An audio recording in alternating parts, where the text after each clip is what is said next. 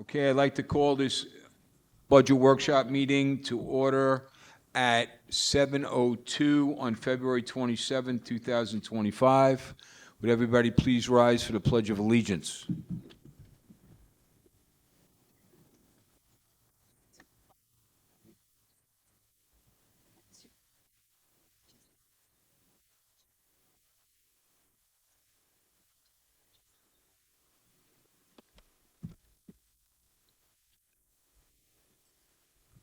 Mrs. DeLeva, would you please do the welcome and the ground rules?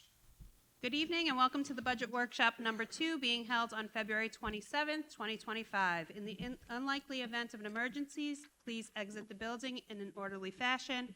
Do not attempt to drive away as you may impede the arrival of emergency services. Please be advised that smoking and the use of vape products are strictly prohibited on school grounds. At the end of the presentation, the floor will be open to questions pertaining to the presentation only. There will be no public comment portion for this evening. Thank you. Number 4, we have recommended resolutions for approval. Ms. DeLeva? I need to call for a nomination from the board for a candidate or candidates for the Eastern Suffolk BOCES for the term of July 1st, 2025 through June 30th, 2028. Okay, I will read those nominations. We have Linda Goldsmith of Oyster Ponds, William Hassang of Riverhead, Lisa Israel of Greenport, Kellyanne Jennings of Patchogue-Medford, and John Weish of Bridgehampton. Any other nominations? There being no further nominations, I will call for a vote on the nomination of Linda Goldsmith, William Sang, Lisa Israel, Kellyanne Jennings, and John Wick. All in favor? Aye. All opposed? Thank you. And we have one more resolution for a student trip for the New York State Band Directors Association, South Ocean Middle School, 8th grade student, accompanied by Michael Rudnicki. All in favor? Aye. All opposed? Motion passed. Okay.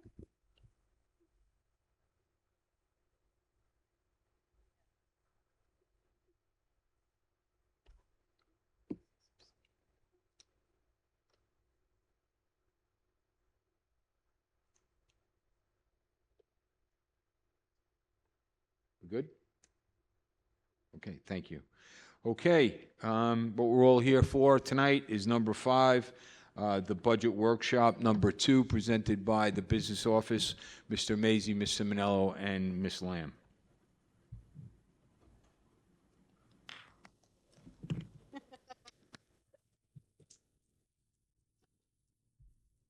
Better.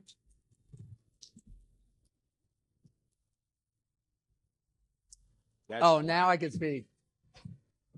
For a second there, it was touch and go. Wow. Whoa.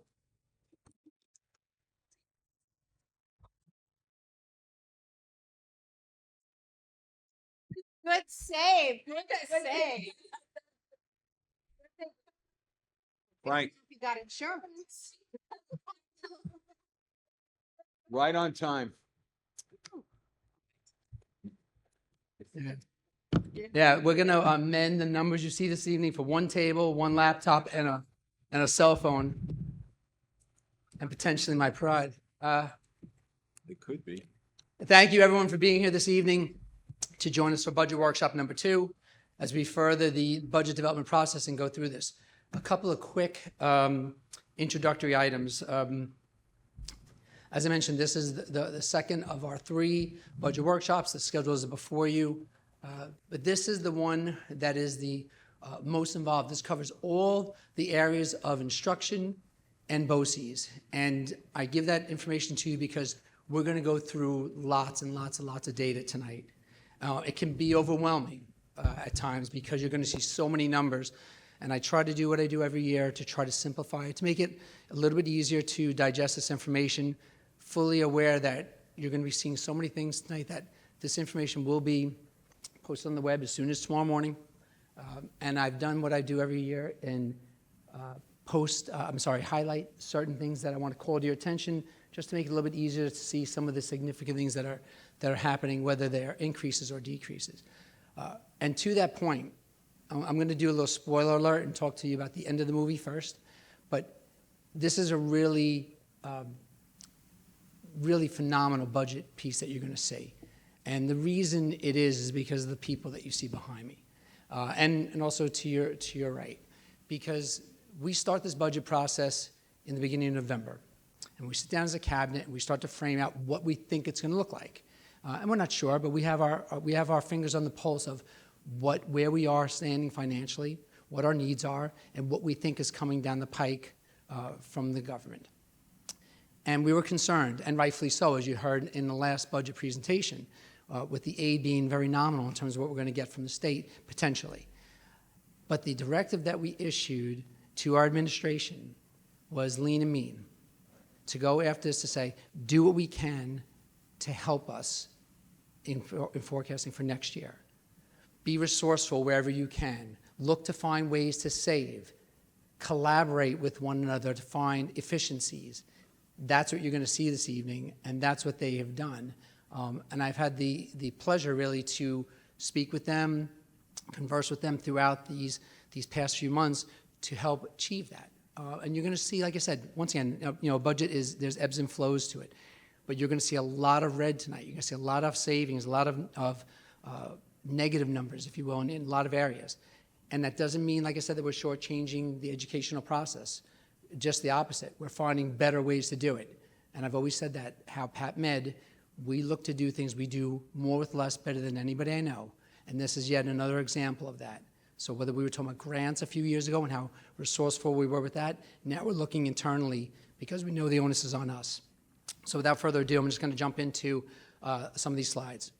So the first one is our building and principal budgets. This one is the one that's actually the most controlled by us, because what we do in the interest of equity is to provide the principals with their budgets based on 3 factors: the enrollment numbers, the number of students with disabilities, and then a factor also for the number of English language learners. So those are the numbers that you'll see there. Once again, lots of data, but if you want to really kind of focus your attention to the last 3 columns, which is the requested budget, that's what we're looking to put forth right now. That's what's being proposed. The next column over is the increase or decrease. Obviously, the red numbers in the parentheses are the decreases, and then what that means in terms of a percentage. So overall, for our 11 buildings, we're looking at just over $47,000 for an increase, or 6.62%. I've also made another change to the budget this year. Instead of putting the summation slide at the end, starting with it for the certain areas where a director or directors have come together for a department, put that at the forefront so you can kind of see this, and then you'll see the detail that follows, because I think it may tell the story a little bit better. But in the areas of health, phys ed, and athletics, you're going to see 2 areas already highlighted where there's 0 increase for health and phys ed. I'm sorry I said that. And then intramurals, you'll see no data there. I'm going to get into why. We've an increase there. The big one that's the big driver for this is in the area of athletics. And then there's also a significant increase on the transportation line. But as we dive into this, like I said, really, Mr. Krakow is looking at this and saying that he feels that we can still sustain the programs in the areas of health and phys ed with the same exact budget for next year, which is really very much appreciated, because when you start to look at the other areas, you're going to see areas of increase. We want to try to offset that wherever possible. Now, intramurals, you'll notice there's no data whatsoever. That's a new code that we're looking to create, because this was a longstanding concern that was brought forth by the extracurricular committee, where they were throughout, over the course of all the buildings, inconsistently categorized under extracurricular. So now we're creating a new code for the purposes of really trying to manage these numbers and keep track of it. So right now we're putting $1,000 each per building, and next year when we look at this data, we'll have a better feel for what that looks like and see what kind of tweaks we need to make. And in the areas of athletics, there's a couple of things that I wanted to just highlight. Number one, in the area of the coaching stipends. And really, this is across all of the secondary schools. But I just, I highlight sometimes just the one row for you to see, so as to not make it too overwhelming. But this proposed increase is due in part to some significant adds that we're going to have at the high school level, which is having a JV assistant coach for boys and girls soccer and boys and girls lacrosse. The last one is the athletic chaperones, and really it should be the chaperones line with the security line, because this is in line with Superintendent Goal number 6, our continued efforts towards safety and security. And like I've said many times throughout various presentations, that it's never going to be a one and done. It's not something that we were going to put in place 3 years ago, 4 years ago, and say we were done. It's something we're continuing to work on, and we're always looking at that. And Mr. Krakow has an eye on that, of how we can do that better, by increasing our chaperone budget, by increasing our security budget in these areas, because we know how necessary that is. Continuing with athletics now, you'll see an increase on the equipment line for Saxton.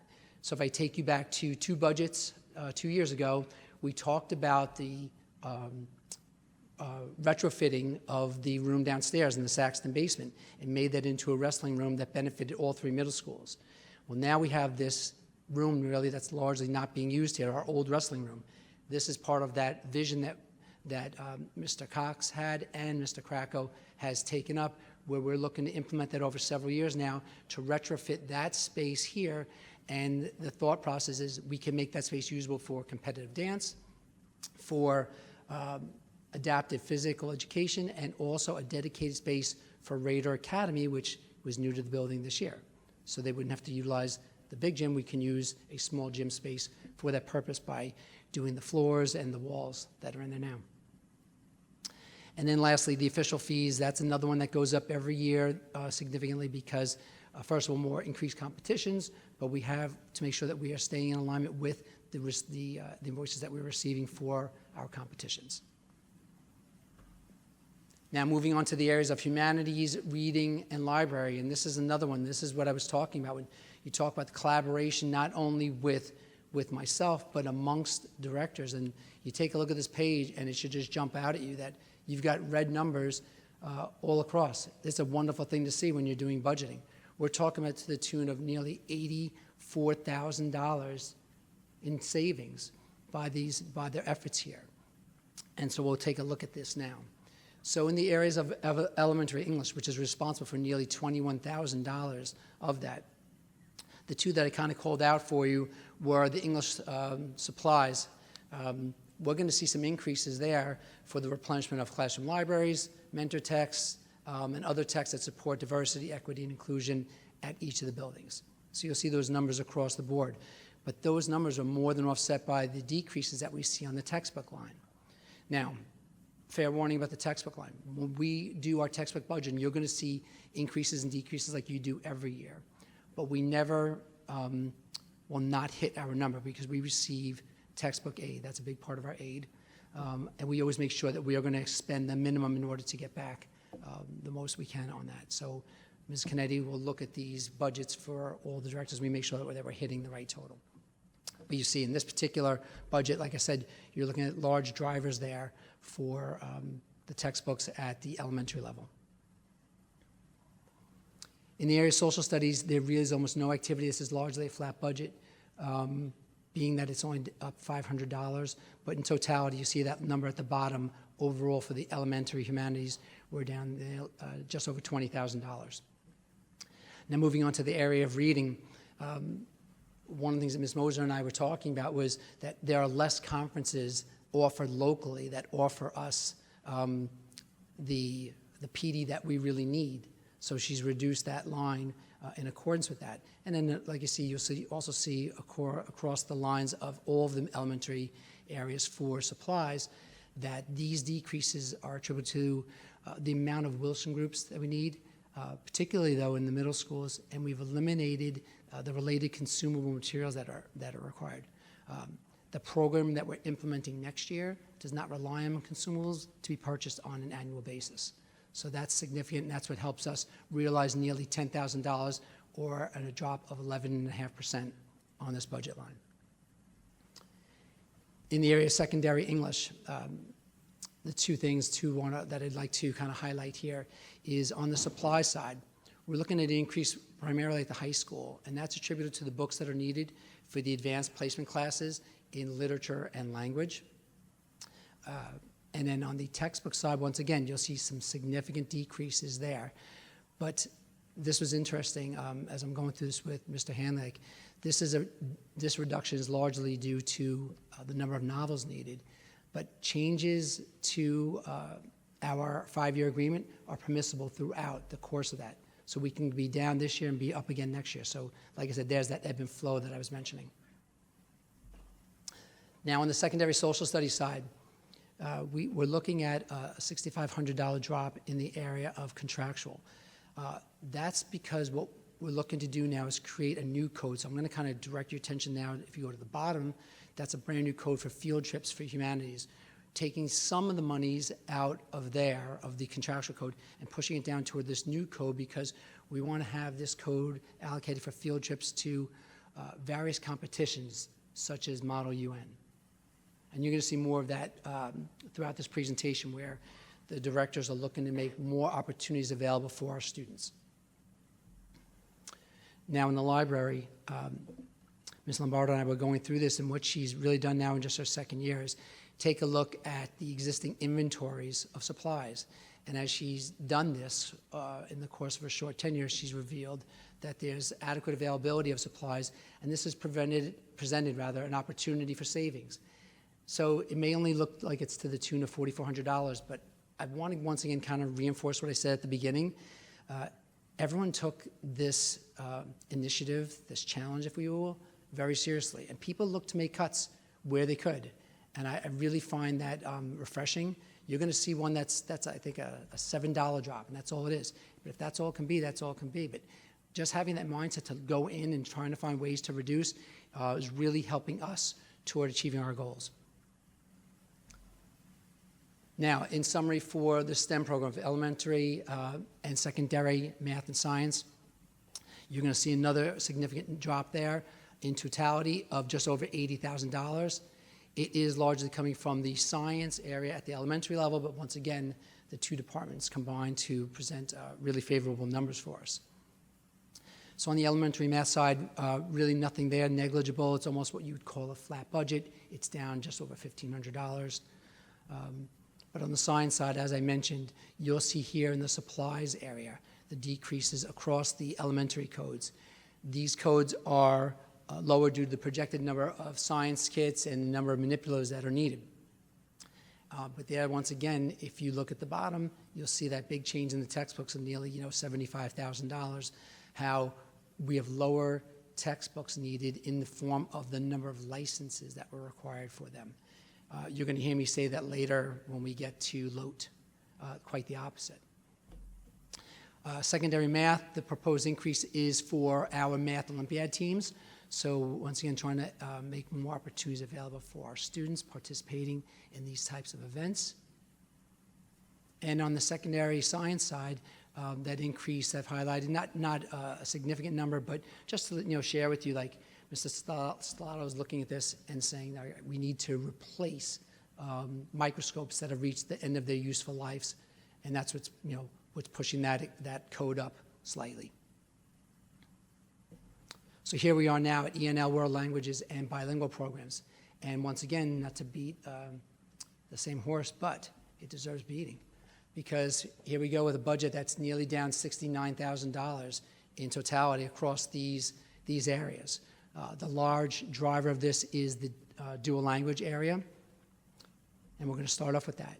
And you're going to see right from the top, we first of all have created a new account code at the top. You'll see there's no history there for the 8,000, but largely that came from the reduction of the line below it under the travel and conference.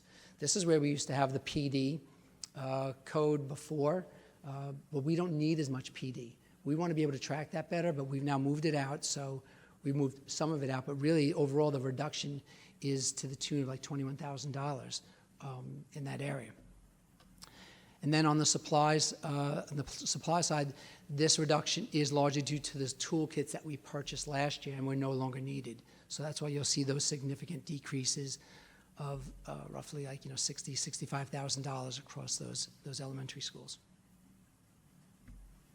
Now in the ENL area, this again is a new account code for PD to capture that, and That one is going to be offset mostly by the number of textbooks. You'll see those reductions down below. But that code is going to be up approximately $7,600 in totality. Now, here's what I mentioned earlier about load. So when we talk about the textbooks, the licensing agreements that we need here are going to be more to keep up with the new standards. So that's why now you'll see an increase. So like I said, when we look across all instructional areas, you're going to see, like I said, some up and some down. Here now you'll see an increase. But on the contractual side, I don't know why. Oh, we probably didn't have room on the slide for it. But you'll see the contractual code is down nearly $17,000. That's at the top of the slide. But we did create a new code here as well for field trips for secondary E&L and load. And this is primarily for college visits, for the transportation to these Long Island Latino Teachers Association college visits. So something, once again, to help benefit our students looking to pursue higher education. Now we move on to art and music.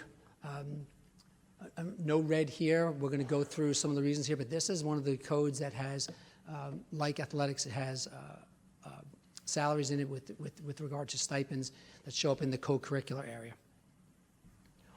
So under art, I just highlighted one line because I thought, once again, it was prudent, but Mr. Brinkman found a way to make a purchase for a significant piece of equipment in this year's budget, thereby enabling him to lower next year's budget.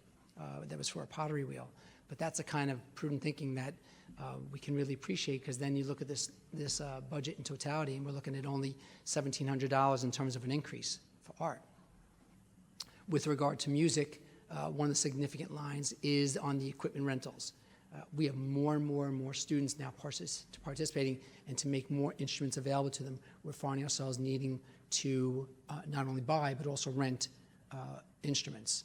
So Mr. Brinkman looks every year to replace older, outdated, obsolete equipment, but the equipment budgets, and they do have some, like I said, they do have some increases there, but the fluctuating number of rentals, we're looking to push that up too, because like I said, luckily, like I said, our program is very strong, and to bolster it and make sure that we can include as many students as possible, that's what that's there for. And here's what I mentioned earlier about like the co-curricular. So you'll see a significant increase of $7,000 on the co-curricular line, and then again on the supplies line. Those are for, in large in part, I should say, not only for, but large in part, due to the extracurricular club for Spanish theater, as you know, which now, second year, is doing wonderfully, and also for the lights and supplies and set materials and things that are needed for that production. Now we move on to home and careers, technology education, business education, and CTE. And you'll see here that we're going to have a $17,000 increase in totality, but some fluctuations within that I'll kind of go through quickly right now. In the area of home and careers, once again, it does say a 12% drop, but is largely a flat budget because it's only a $420 decrease in that budget line. On the business ed side, though, the contractual code, this is another new code we've established, once again, to keep better track of, because we're doing more and more of this, but membership registration and fees for our local and national associations, such as Long Island Business Teachers Association, New York State Career Readiness Educators Association, and also our participation in the Virtual Enterprise Program. Now moving on to tech ed, this is for the 3 middle schools, but there's a proposed increase here for the purchase of a CNC router that introduces middle school students to computer-aided manufacturing through hands-on projects, helps them develop crucial STEM skills, but really, probably most important, helps them prepare for a career in manufacturing and engineering. And when we talk about the things that we're doing for our students to prepare them for a potential career in a trade or some kind of skill, these are the kinds of things, and this thinking to introduce this at the middle school level is only going to help bolster our programs. And speaking of, as we move into CTE, you'll see some of the things that we're looking to do there. Mr. McLeod has proposed an increase for the purchase of a state-of-the-art AC/DC training system. This is designed to introduce students to the basic principles of electrical circuits, But what I really appreciated was using this system leads to additional industry certification. So once again, putting our students out there into the workforce with some advantages over their competition. On the travel and conference side, again, a new account code. This is for registration and hotel expenses to participate in our Skills USA, not only at the regional level, but also the state and national, as you've been hearing the last 2 years. And it started with Mr. Ruiz, right? We've got some kids doing really great things. This is us recognizing that we need to make sure that we're there for them, and so money has been set aside in that line for that purpose. And then also on the field trips at the bottom there, that's a new account code for CTE, business ed, and tech ed, for field trips to local exhibits and workshops and trade shows, such locations as the Yaphank Correctional Facility, the beauty show that's held at the Javits Center, the flower workshop in the Garment District, or the Youth Business Summit. Those are just some examples. Now we turn our attention to guidance and summer school. And Mr. Zaffatino has pointed out that the exam costs are decreasing. Did I say that loud enough, Michael? The exam costs are decreasing, and a significant decrease of nearly $21,000 in that area alone, which is the big budget driver for that area. In the area of summer school, you've heard us talk about this now a little bit. The big piece was this was funded, the Summer Academy, I should speak. The Summer Academy was funded by the monies we received through the ARP grant. That going away, we've been discussing as a cabinet ways to still offer some program for our students in the district. And kudos to Ms. Kennedy, because she's really come up with a good plan to reduce that in terms of how we're going to have that offering, and more to come on that. But what we're going to do, though, is one of the components would be to take it away from the middle schools and push them back into the high school where it used to be, from what I'm told years ago. So that's why you see that increase on that payroll line in that code. And that will be housed at the high school, if I didn't say that already. Okay, now we're looking at CMC, district-wide data, and adult ed. You'll see CMC, once again, here's something where, like I said, not a large budget, but looking to find out that we're laminating less and less materials, therefore we don't need to keep that much money in that budget line, and therefore the reduction. On the district-wide data, largely the flat budget. I said it was a $7 decrease, my apologies. It's a $7 increase on that line. But it's a very small budget to begin with. And then on the adult education line, I just highlighted the contractual expenses because we see that almost $11,000 number, but that's large in part due to our contractual increases that are in line with the driver's education program. Now moving on to instructional services. Ms. Kennedy has been very busy, and we've been talking about this at the cabinet level since easily November, if not December, just kind of going through how things can change with all the things that have been brought in over the past few years, largely the PD and the support that we've needed to provide our teachers as we've rolled out a new ELA and new math programs. And the reductions in the building contractual codes, it's really across all those codes, and you can see all the red numbers there. We're only going to need the screener next year. We're not going to have the needs for this. She's also placing teachers on special assignments. That will enable us to do our training in-house, turnkey, as opposed to relying on outside agencies to do that and provide that to us at a higher cost. The sum and total of this, if you look at this, is the large driver. It's well over $700,000 in that area alone. It's really significant. What really highlights, really takes away from that total being even more significant is what we're seeing on our charter schools. We're seeing increased enrollment on our charter schools, and as a result, you'll see that increase for $137,000 to the positive. Sorry, did you have a question? Oh, yeah, yep. Now for people personnel services, health services, attendance, and psychological services. Dr. Lucas is not here to be with us this evening. However, not to be outdone, she's got savings to the tune of nearly $189,000 across those areas. It comes large in part from what we're seeing in our professional and technical codes. Our classification rates are dropping. That's large in part due to the response to intervention supports that we receive through the implementation of speech-language pathologists and our occupational therapists. They have provided these supports to the students at the kindergarten and the preschool levels, and as a direct result of this, we're able to see decreases of nearly $100,000, or I should say just over $100,000 in these codes. And then with the public and private tuition lines, you'll see decreases of approximately $85,000, and that's attributable to students graduating or aging out of our public and private placements. And that, like I said, in total, that was $198,000 right there. The psychological services is largely flat in terms of the total budget, with nearly it's only a $300 increase, and registration was completely flat in terms of its proposal. Health services, the two that I wanted to just call to your attention were our contractual lines for our health services, contracts with the related services received, nursing services. So that's up about 3% or $5,000. That's in accordance with the bids we received, as is the medical examiner, a medical exam that's for our school doctor. Now, BOCES, there are 4 pages for the BOCES. I've just tried to select a few for you so you can see them, because there are quite a few. But some of the more notable things on the top line there, that increase is attributable to a new program that we're looking to bring in called Board Docs.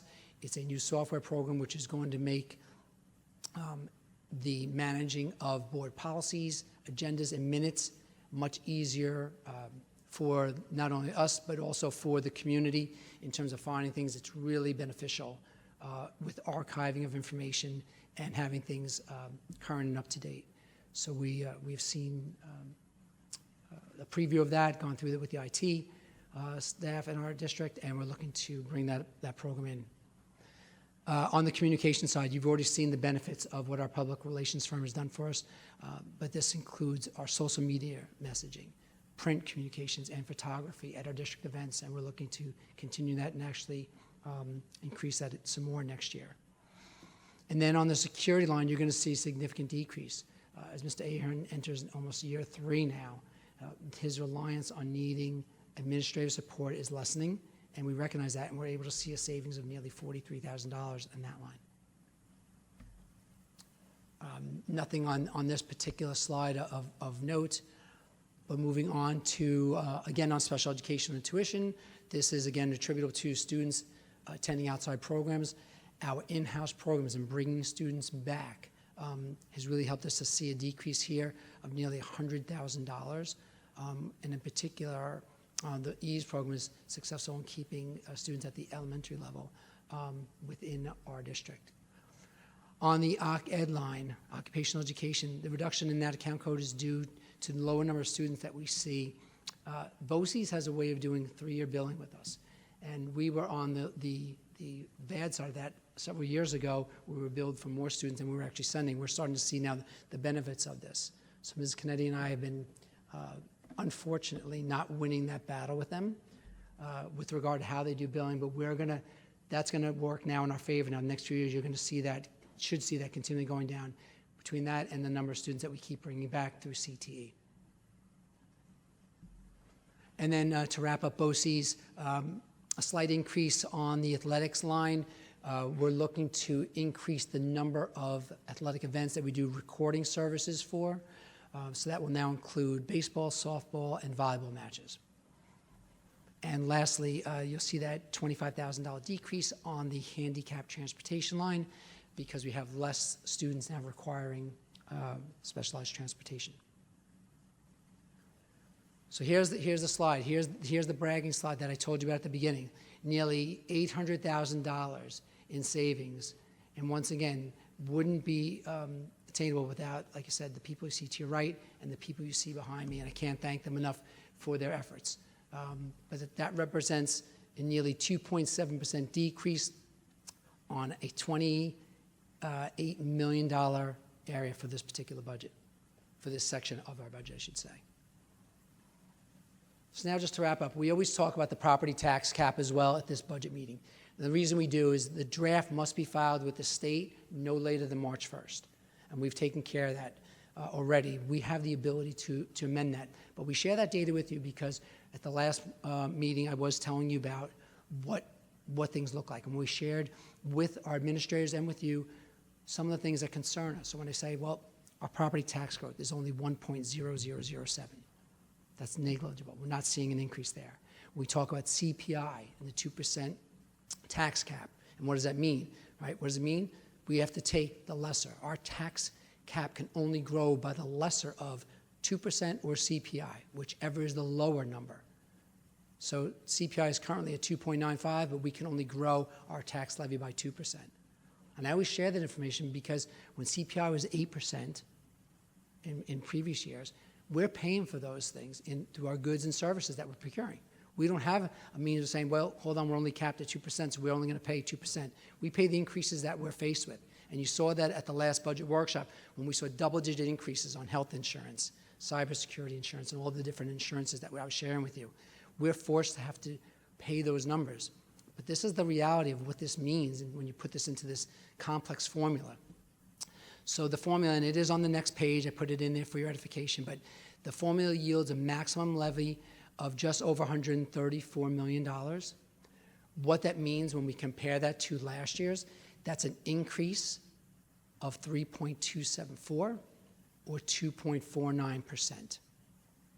And like I said, and this is that formula that I talked about, and I don't know if the pointer will work, I'm not sure. But here's your tax-based growth factor. Here's your tax levy growth factor. And down here at the bottom are the numbers you see with regard to your increase in terms of the dollars and in terms of the percentage. And as a quick reminder before we take questions, the next budget presentation is scheduled for March 19th at 7 o'clock here in the Saxton Auditorium. And that might be moved, just a quick public service announcement, that might be moved. We are scheduled to have a preview for the South Ocean musical, much in the same way we did the first one for the high school. So right now it is scheduled for this, but if it does change to the South Ocean cafetorium, we'll be sure to let you know. But that budget, we're going to go through staffing, benefits, interfund transfer to capital revenues, the tax rate, we'll have the estimates for you, as we do every year, a fund balance analysis, and the financial plan projections. And with that, I'm happy to take any questions that you may have.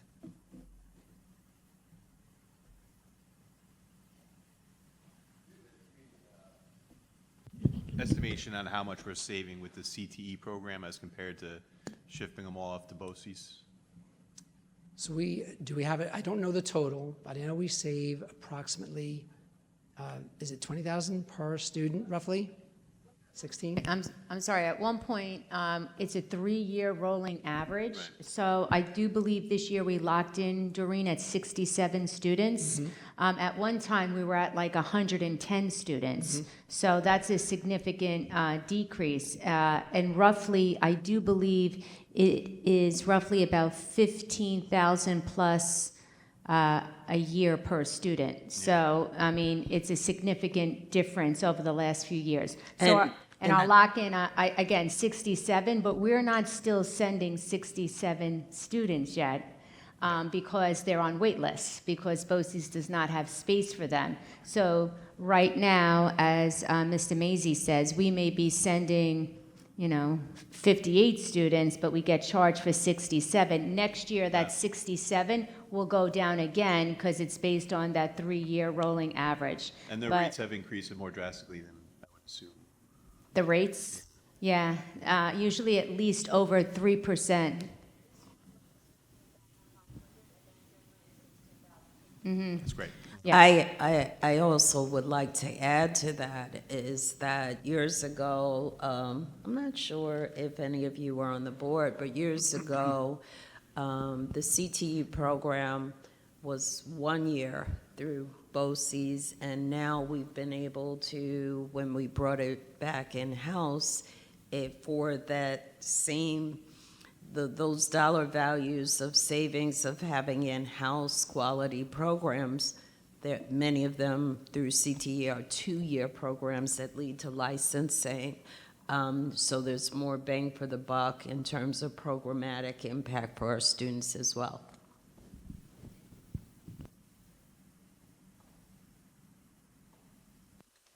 If I can just point out one, we also will have a savings this year. Dr. R, and I actually have it in the board update. ROTC, our junior ROTC, we used to have 100 students in enrollment. We just received notification that the requirement is down to 50 students, which is a significant savings for us because we were paying for 90 students, even though we didn't have 90 students, but that was the least we could pay for. So now we are able to drop our budget by almost 40 students, and that's significant. I think last time we got an update, we had about 57 students currently enrolled for next year, which will be amazing, because now we do not need to worry about the program being collapsed, because we already have reached our quota. And that will be even independent of any other district reliance to cooperate and participate. So that is really great news for us. We won't have to worry about being on probation for low enrollment.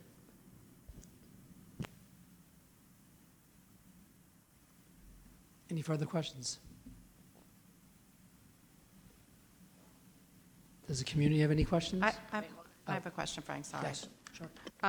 Just, I don't know if I missed this or I saw, do we have a trainer in middle school, or did that not work out because of contracts, or are we? We definitely tried to get one.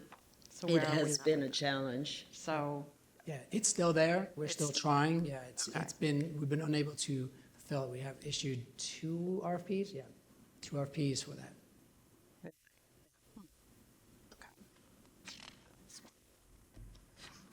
so I know I wasn't at the first meeting, I don't know if you talked about it, but I know that there are some, and we talked about this before, some doors in the high school that did not get the locks.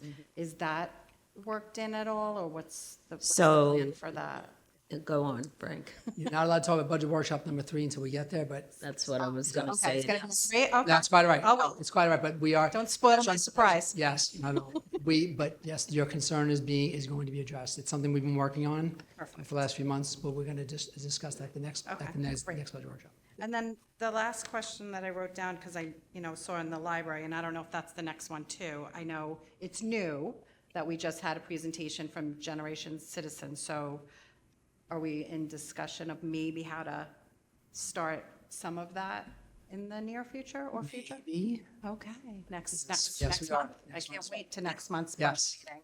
I'm so excited. Thank you. Okay, all right. Such a ham.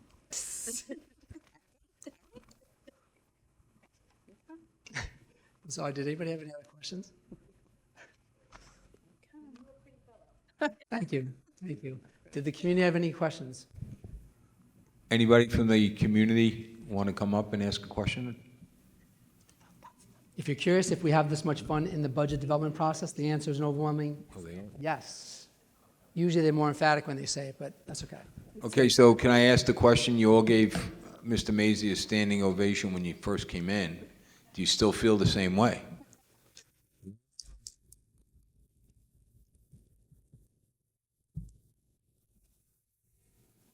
I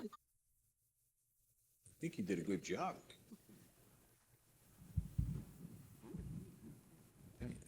Any board comments?